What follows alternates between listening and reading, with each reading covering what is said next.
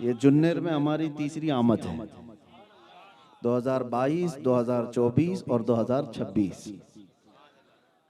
2024 में 24 तो बुरा होता ही है, और हमारे लिए भी 2024 की 3 फरवरी थी जो आपके इलाके में आए थे और चौथी को उठाकर लेके चले भी गए थे। यही आखिरी जलसा था, जुन्नेर का आखिरी जलसा था। ये रऊफ भाई आए, इस जलसे के बाद ही मुझे उठा करके लेकर गए। तो मैं इनसे फिर से पूछा, वापस फिर से कराना चाहते हो? फिर उसी इलाके में। लेकिन एक बार बंदा जब रिहर्सल से गुजर जाता है तो हर खौफ निकल जाता है। जो डर और जो खौफ दुनिया को दिखाया जाता है और अल्लाह ताला अपने बंदों को उसके करीब से गुजार कर वो डर निकाल देता। आपको पता है, कभी हम सोचते थे कि चलो, अभी जैसे मौलाना कह रहे थे कि हम अक्सर अपनी तकरीर में एक शेर कहते हैं, और वो थोड़ा सा शेर वो भूल भी गए थे। तेरे इश्क की बदौलत मुझे जिंदगी मिली है। अक्सर मैं कहा करता हूं, लेकिन जैसे उन्होंने ये कहा कि मैं एक शेर अक्सर करता हूं, तो मुझे वो वाला शेर याद आ गया, कुछ देर की खामोशी है। खामोशी कहते हैं तो शोर हो जाता है, बात अलग है। उसके बाद फिर हम नहीं कहते, डर के मारे नहीं, इसलिए नहीं कहते कि अब हमारा 4 साल का बच्चा भी याद कर चुका है, आगे की सारी बातें सबको याद है। बहरहाल मेरे अजीजों, हालात जो भी हैं, मैं एक वाकया पढ़ रहा था। सैयदना मूसा कलीमुल्लाह अलैहिस्सलातु तस्लीम, अल्लाह के जलीलुल कद्र पैगंबर हैं। फिरौन के सामने मूसा अलैहिस्सलाम को जाना था, तो अल्लाह ताला ने आपको एक मौजज़ा दिया था। मौजज़ा क्या है? आपकी जो लाठी थी, आपकी जो लकड़ी थी, उसको जमीन पर डालते तो सांप बन जाता, अजदा बन जाता, और फिर उसको हाथ में ले लेते तो वापस लकड़ी बन जाता। यह हज़रत मूसा अलैहिस्सलाम का मौजज़ा है, कुरान में इसका जिक्र है। लेकिन मूसा अलैहिस्सलाम उस जलीलुल कद्र पैगंबर को अल्लाह ताला ने डायरेक्ट मौजज़ा फिरौन के सामने डालने का हुक्म नहीं दिया। जाकर के भरे दरबार में तुम डाल दो लकड़ी और यह अज़दा बन जाए, नहीं। फिरौन के पास जाने से पहले रब तबारक व तआला ने एक तजुर्बे से उनको गुजारने के लिए पहले हुक्म दिया कि तुम अपनी लकड़ी जमीन पर डालो। जब कोई था नहीं वहां, जैसे ही लकड़ी जमीन पर उन्होंने डाली वो अज़दा बन गया। अल्लाह ने फरमाया, ला तखफ खुज़हा वला तखफ, आप पकड़ लो ए मूसा, डरो मत। इसलिए कि पहली मर्तबा जब बंदा कोई नई चीज देखता है तो अचंभे में आ जाता है, शौक हो जाता है। यह हमारी और आपकी बात है। मूसा अलैहिस्सलाम जैसी पहली मर्तबा उस लकड़ी को डालते हैं जमीन पर, आपने देखा अचानक अज़दा बन गया। तो रब का हुक्म हुआ, डरो मत, पकड़ो उसको। मूसा अलैहिस्सलाम ने पकड़ लिया, तो फिर देखा लकड़ी बन गई। तो एक रिहर्सल था। नबी को जब किसी के सामने, जालिम के सामने जाने से पहले भी अल्लाह तबारक व तआला तरबियत दे रहा है, यानी उस रिहर्सल से गुजारा जा रहा है। पहले आप जमीन पर खुद डाल करके देखो, फिर पकड़ो।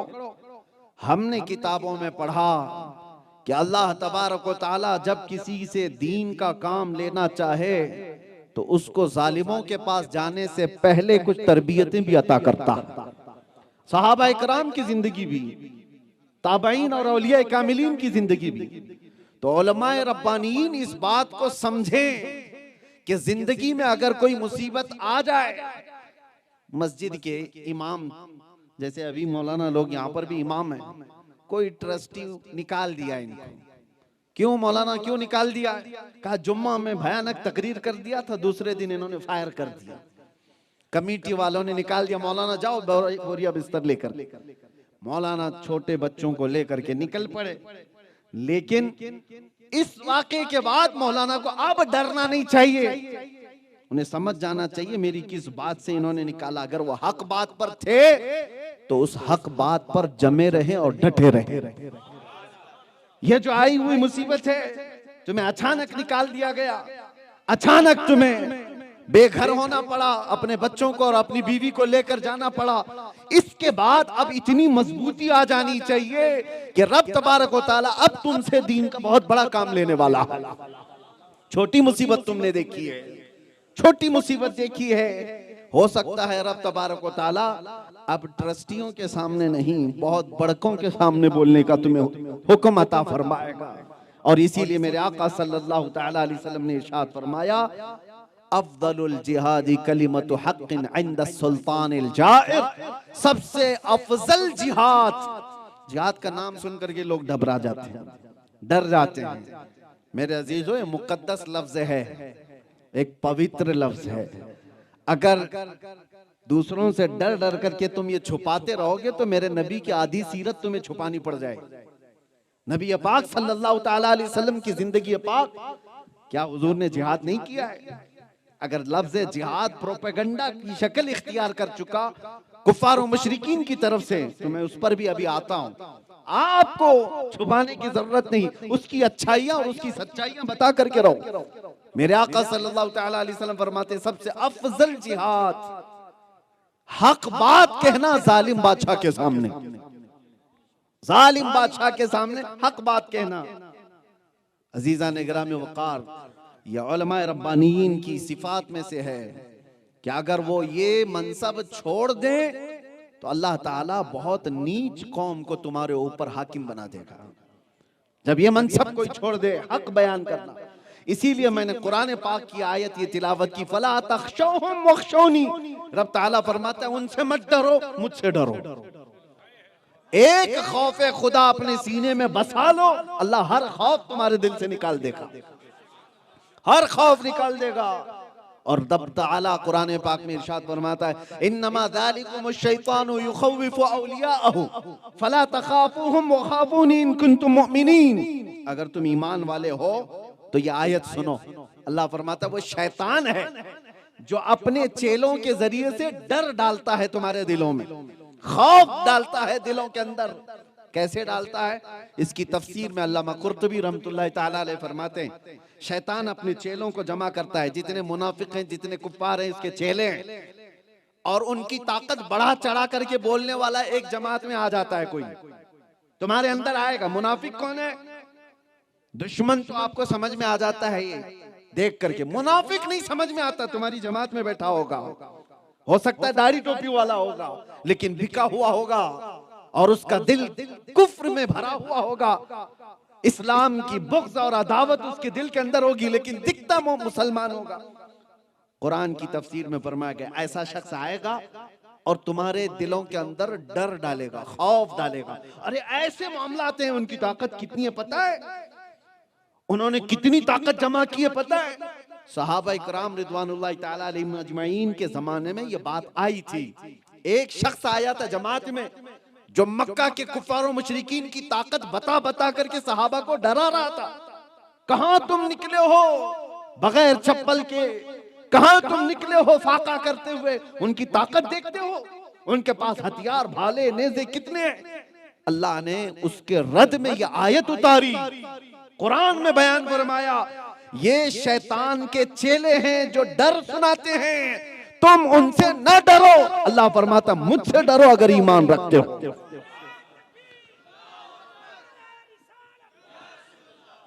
हर दौर में मेरे अजीजों, हर जमाने में मुसलमान की शान है कि वो सिर्फ अल्लाह से डरता है, अल्लाह का खौफ रखता है, दुनिया का खौफ नहीं, जालिमों का खौफ नहीं।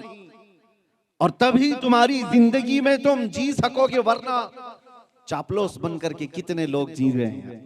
बहुत हैं जिनको चाटुगिरी करने की आदत है, कभी इधर की, कभी उधर की, कभी उसका उठाया, कभी इसका उठाया, और बाद में जिंदगी ऐसी हो जाती है, धोबी का कुत्ता, न घर का न घाट का, इधर का भी नहीं रहा, उधर का भी नहीं रहा। हाँ, मुस्तफा करीम के दामन से वाबस्ता रहा, मुसीबतों से टकराता रहा। अगरचे मौत भी आए, करोड़ों कंधे उसके जनाजे के लिए बेकरार हो जाते हैं। अल्लाह दुनिया में ये शान देता है। आप ईमान वाले हो तो रसूलुल्लाह के दामन से वाबस्ता रहो। हुजूर पाक सल्लल्लाहु ताला अलैहि वसल्लम के कदमों को छोड़कर कोई कामयाबी नहीं है। आज लोग बैठ करके मीटिंगें कर रहे हैं, कुछ ऐसे इत्तेहाद की बातें, कुछ ऐसे मसलहतों की बातें, कुछ ऐसी हिकमतों की बातें।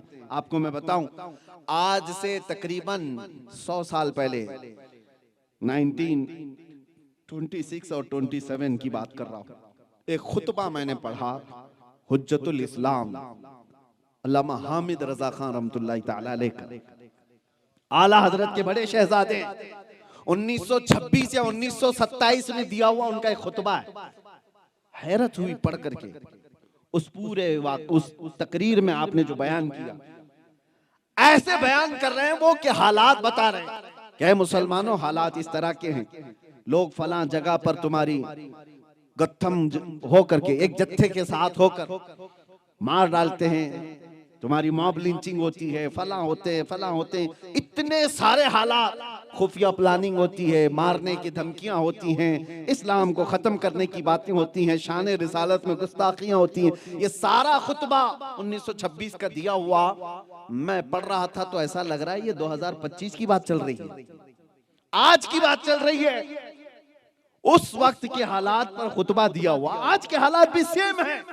तो समझ में ये आया आज के ये हालात नए नहीं, 100 साल पहले भी ऐसे ही थे, 200 साल पहले भी ऐसे ही थे, 400 साल पहले भी ऐसे ही थे, अरे करबला के मैदान में भी ऐसे ही थे, बद्र के मैदान में भी ऐसे ही थे। हालात कभी इससे ज्यादा खराब नहीं हुए और ना इससे ज्यादा अच्छे हुए।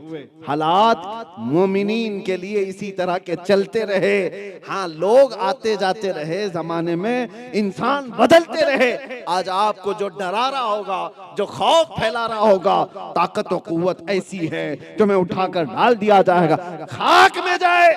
मुजद्दिद अल्फसानी को अकबर ने 8 साल डाला था, इमाम मूसा काजिम को वक्त के खलीफा ने 7 साल अंदर रखा था, उनका जनाजा जेल से निकला है। इमाम मोहम्मद बिन हसन अस्करी, ये अहले बैत के वो इमाम हैं जिनका नाम लेकर के आज हम खाते हैं। अहले बैत रसूलुल्लाह की वो आल हैं। इमाम मोहम्मद बिन हसन अस्करी 20 साल जेल में गुजार करके आए, बल्कि ऐसी रिवायतें हैं कि उन्होंने सूरज तक नहीं देखा, जितने साल जेल में काटते रहे। ये वो सारी तारीख है। तो आप क्या समझ रहे हैं ये नया है? नया कुछ नहीं है, सब दस्तूर के मुताबिक वैसा ही चला आ रहा है।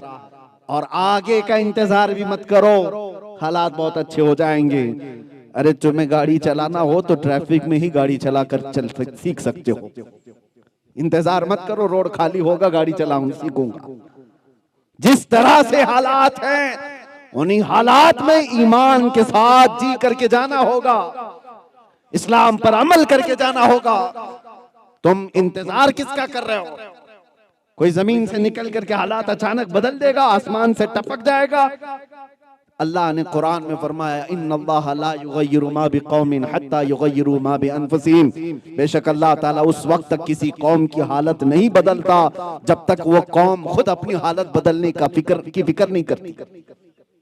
आप जब अपने आप को नहीं बदलोगे तो फिर ये आस लगाए बैठे हो।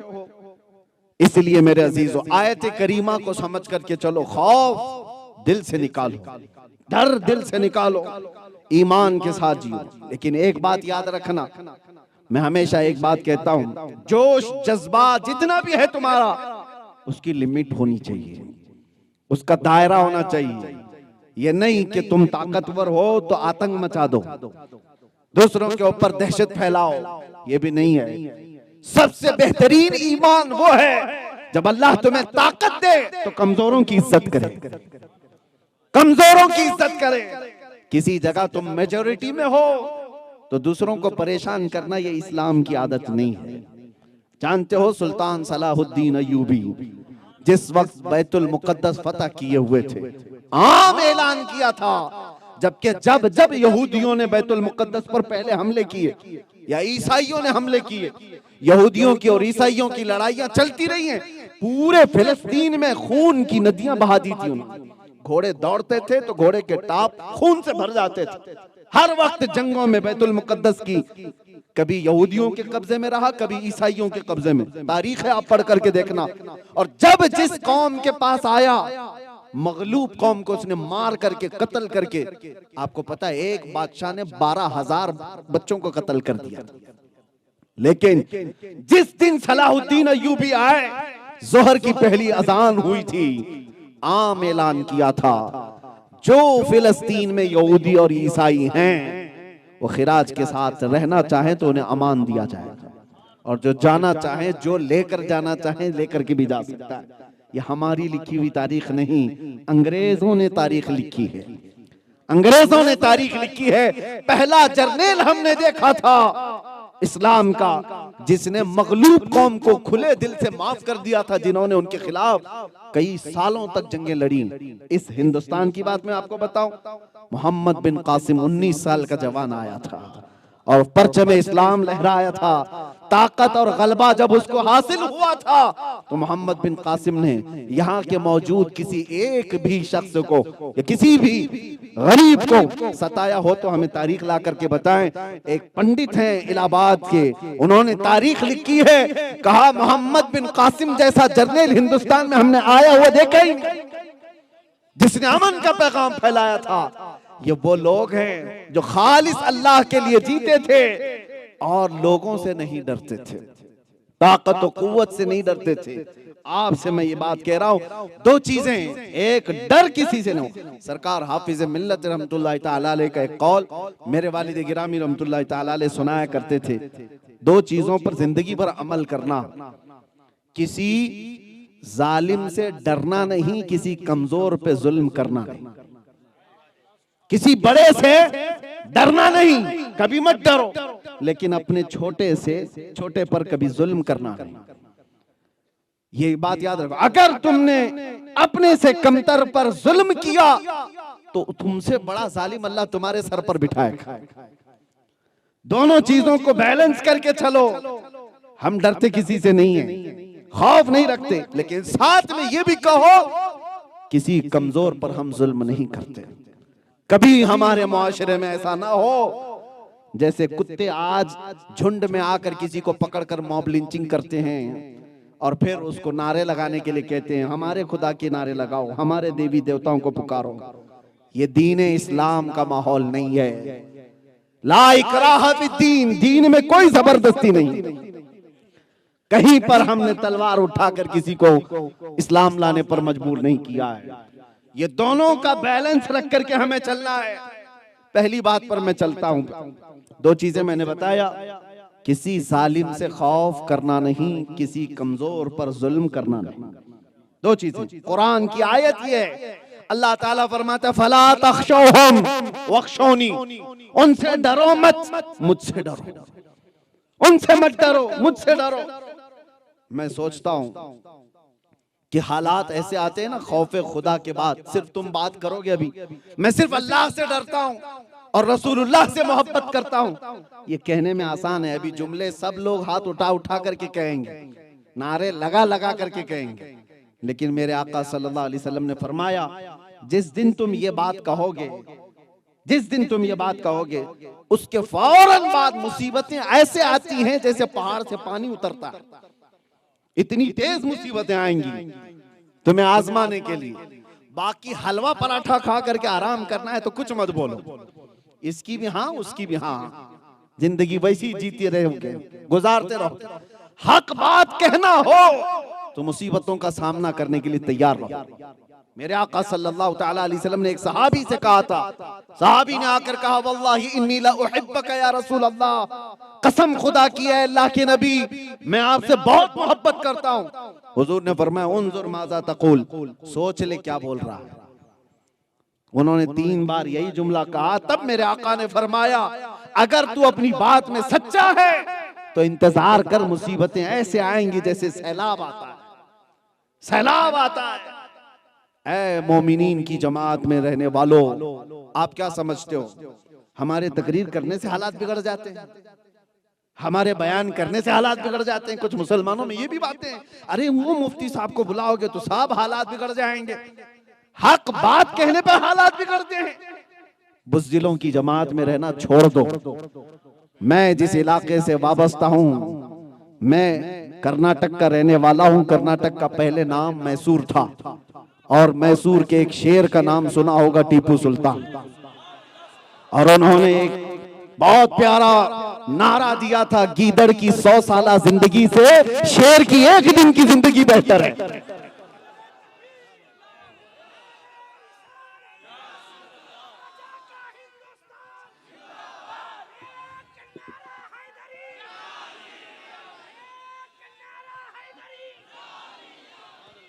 सरकार मुफ्ती आजम हिंद रहमतुल्लाह ताला अलैह जिस वक्त बरेली शरीफ में मौजूद, उस वक्त इंदिरा का कहर चल रहा था, डिक्टेटरशिप, इमरजेंसी नाफिज हो गई थी।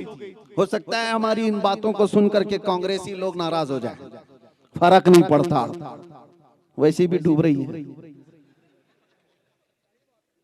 आपको एक बात बताऊं, इमरजेंसी के दौर में कानून लाया गया था पॉपुलेशन कंट्रोल करने के लिए। कैसे कंट्रोल करेंगे कि नसबंदी को कंपलसरी कर दिया जाए। एक बच्चा हो जाए, 2 बच्चा हो जाए तो नसबंदी करा ले। औरतें तो करती हैं, मर्दों की भी कर दे।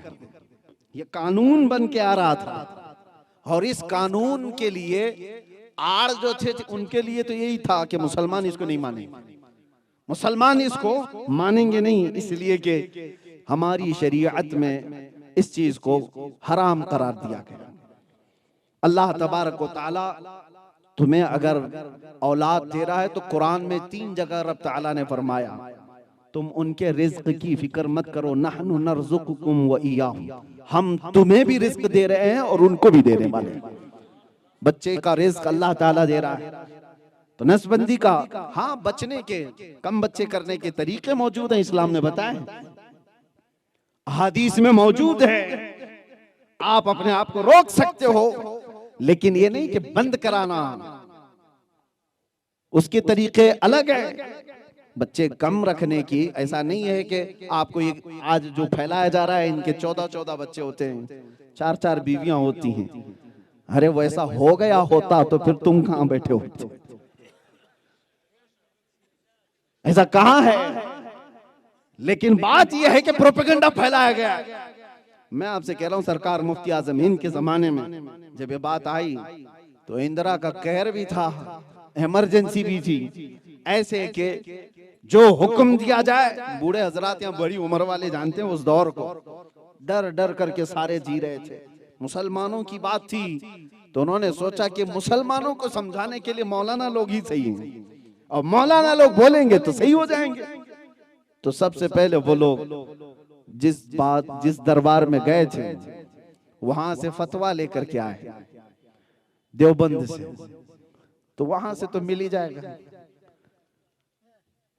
इसलिए कि जो तारीख बता रही है, अब वो मिल भी गया, ऐलान भी हुआ, लेकिन असर किसी पर होता नहीं। इसलिए कि हिंदुस्तानी मुसलमानों पर राज है तो आला हजरत का, बरेली का, यहां पर हासिल करना बड़ा मुश्किल है। तो फिर यहां कारिंदे भेजे गए। सरकार मुफ्ती आजम हिंद जिस वक्त जलवाबार हो, मेरे अजीज हो, अल्लाह अकबर, सरकार मुफ्ती आजम हिंद की महफिलें ऐसी हैं कि बगैर टोपी कोई मजलिस में बैठता तो आप उसकी तरफ नहीं देखते थे कि शनाख्त अपनी खो जा रहे हो तुम।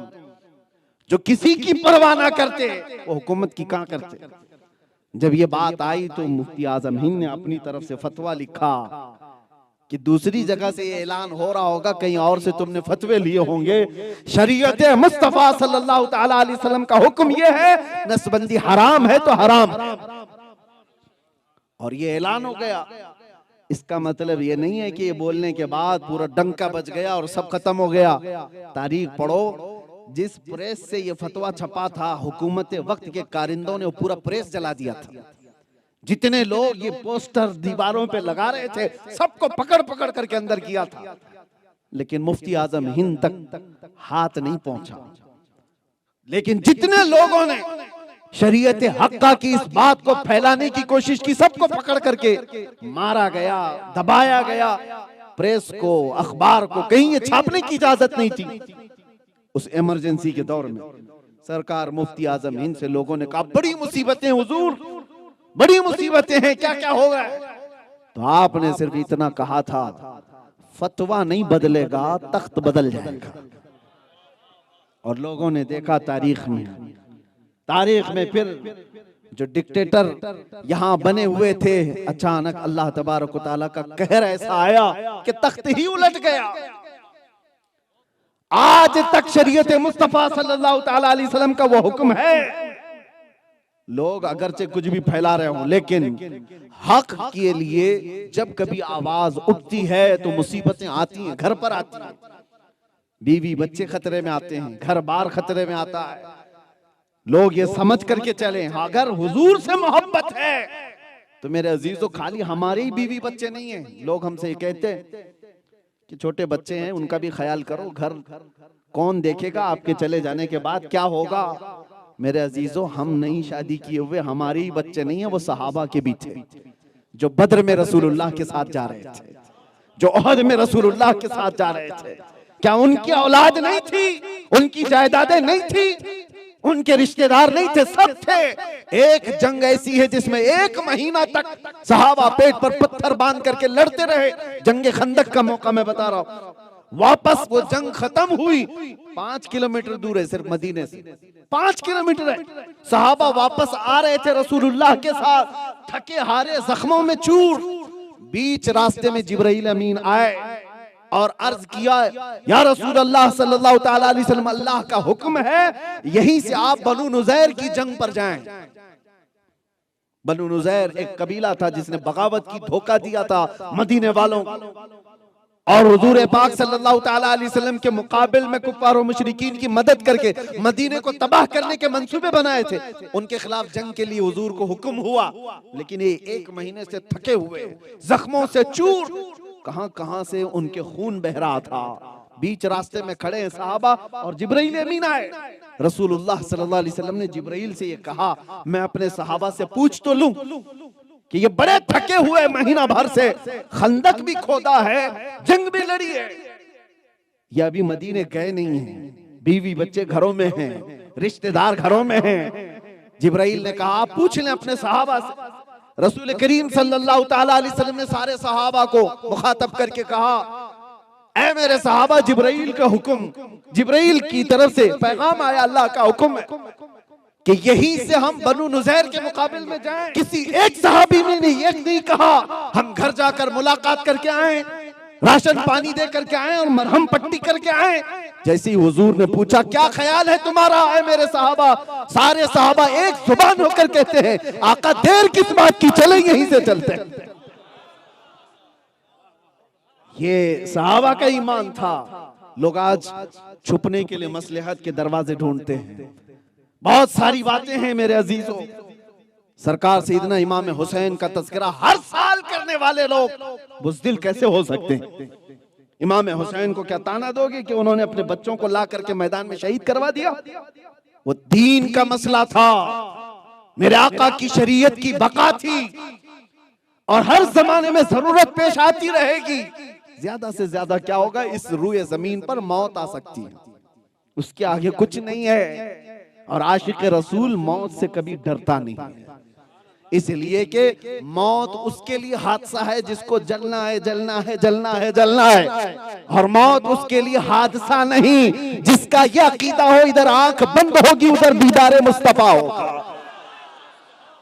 उसके लिए हादसा नहीं है, ये तोहफा है, ये तोहफा है। इसीलिए तो आशिकों की जमात ने कहा था, मर करके जब कब्र में जाएंगे और मुनकर नकीर उठाकर पूछ रहे होंगे, बता तेरा रब कौन है, तेरा दीन क्या है, हुजूर को दिखाकर पूछेंगे इनके बारे में क्या कहता था।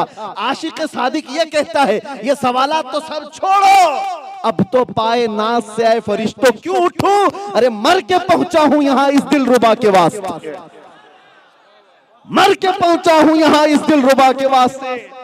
हुजूर को देखने के लिए मुझे मरना पड़ा है, मैं कब्र में आया हूं तो नबी को देखने के लिए। अजीजा ने गिरामी वकार, फिर खौफ किस बात का, डर किस बात का? इसीलिए हमारे बुजुर्ग ये कहा करते थे, सुन्नियों के जनाजे सज धज कर जाते हैं। हमने पूछा कि इनको नया कपड़ा सफेद इत्र में, इनको खुशबुओं में मुअत्तर, सुर में भी लगाया, फूलों से सजाए, ऐसा लगता है दूल्हा बनकर जा रहा है, इसकी कौन सी शादी, मर गया है। लेकिन बुजुर्गों ने कहा नहीं, इसको सजा सवार कर इसलिए भेजा जा रहा है कि आज अपने नबी से मुलाकात के लिए जा रहा है। शबे गोर भी उसी गुल से मुलाकात की रात। मौत का खौफ नहीं, डर हर चीज का निकालो। हाँ, रब तबारक व तआला इरशाद फरमाता है, वलनबलुवन्नकुम बिशैइन मिनल खौफ, हम थोड़ा सा डर दे करके तुम्हें आजमाते हैं। हाँ, दुनिया में कुछ चीजों का डर आता है, ऐसा नहीं है कि बिल्कुल नहीं आएगा, लेकिन रब ताला फरमाता है वो डर भी हमारी तरफ से दिया हुआ है। थोड़ा सा डर हम देते हैं और उसके बाद तुम कुल उसी को ना समझ बैठो। जैसे कुछ कौमें इसलिए गुमराह हुई कि उन्होंने सूरज का कहर देखा तो सूरज को खुदा समझ बैठे कि ये कभी भी आग फेंकता है। आसमान का जलाल देखा, कभी पत्थर बरस गए या कुछ भी हो गया तो आसमान को खुदा समझ बैठे, उनकी इबादतें करने लगे। समंदर की तुग़यानी देखी तो उसकी इबादत करने लग गए, ये बहुत ताकतवर है। वो डर था, उसके बाद इम्तिहान था। डर दे करके रब तबारक व तआला इम्तिहान लेता है। फिरौन का जुल्म देखा लोगों ने, इतना पावरफुल है तो उसकी इबादत करने लग गए। हर जमाने में आज भी होंगे कुछ ऐसी कौमें जिनको अल्लाह ने ताकत और कुव्वत दिया है, पावर दिया है, कुर्सी दिया है, वो पैसा भी उनके पास, कुर्सी भी उनके पास, फिर उसके बाद जुल्म का एक नया खेल रचा जाता है। इस वक्त इम्तिहान होता है। इस जुल्म को देखकर, इनकी ताकत को देखकर कहीं खुदा मत समझ लेना, खुदा मत समझ लेना, इबादत करने पर ना लग जाना। अल्लाह फरमाता है हम तुम्हें डर दे करके आजमाते हैं। कितने वो हैं इस दुनियावी डर के बाद भी अल्लाह की इबादत में लगे रहते हैं, और कितने वो हैं जो इनके तलवे चाटने लग जाते हैं।